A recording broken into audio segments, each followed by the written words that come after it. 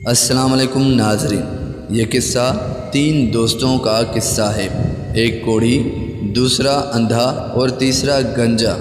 اللہ تعالیٰ کیسے ان تینوں کو عطا کرتا ہے اور کس طرح ان تینوں سے امتحان لیتا ہے، اور کیا وہ تینوں امتحان میں کامیاب ہوتے ہیں یا نہیں۔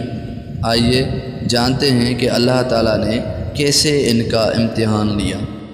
حضرت ابو ہریرہ رضی اللہ تعالیٰ عنہ کہتے ہیں کہ انہوں نے حضور علیہ الصلاۃ والسلام کو یہ فرماتے ہوئے سنا ہے کہ بنی اسرائیل میں تین شخص تھے، ایک کوڑھی، دوسرا گنجا اور تیسرا اندھا۔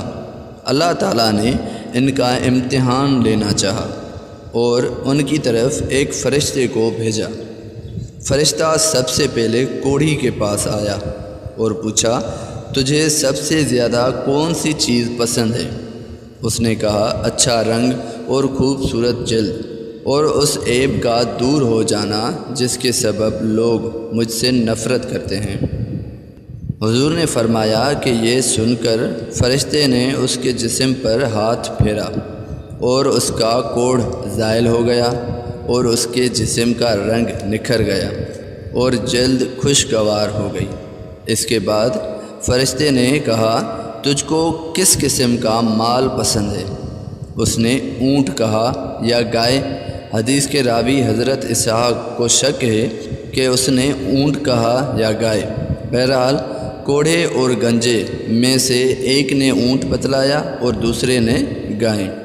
حضور نے یہ فرمایا کہ اس کی خواہش کے مطابق اس کو حاملہ اونٹنیاں دی گئیں، اور فرشتے نے اس کو یہ دعا دی کہ خدا تیرے لیے ان میں برکت عطا فرمائے۔ حضور نے فرمایا کہ اس کے بعد فرشتہ گنجے کے پاس آیا اور پوچھا، تجھ کو کون سی چیز زیادہ پسند ہے؟ اس نے کہا، خوبصورت بال اور اس عیب کا دور ہو جانا جس کے سبب لوگ مجھ سے نفرت کرتے ہیں، یعنی گنجاپن۔ حضور نے فرمایا کہ فرشتے نے اس کے سر پر ہاتھ پھیرا اور اس کا گنجاپن زائل ہو گیا اور خوبصورت بال اسے عطا کیے گئے۔ پھر فرشتے نے اس سے پوچھا، تجھ کو کون سا مال پسند ہے؟ اس نے کہا، گائیں۔ چنانچہ اس کو حاملہ گائیں عطا کر دی گئیں، اور فرشتے نے اس کو دعا دی کہ خدا تیرے اس مال میں برکت دے۔ حضور فرماتے ہیں کہ اس کے بعد فرشتہ اندھے کے پاس گیا اور پوچھا، تجھ کو کون سی چیز بہت پسند ہے؟ اس نے کہا کہ اللہ تعالیٰ میری بینائی مجھ کو واپس کر دے تاکہ میں اپنے آنکھوں سے لوگوں کو دیکھوں۔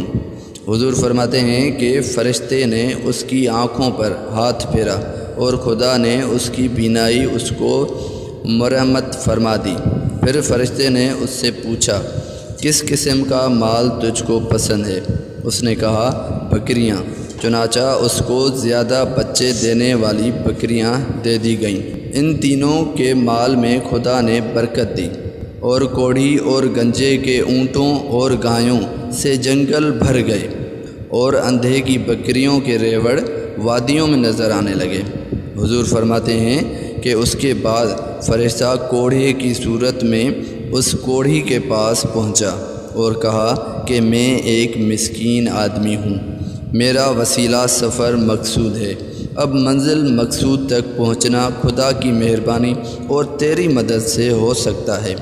میں تجھ سے اس کی ذات کا واسطہ دے کر جس نے تجھ کو اچھا رنگ، اچھی جلد اور مال دیا ہے، ایک اونٹ مانگتا ہوں کہ اس کے ذریعے منزل مقصود تک پہنچ جاؤں۔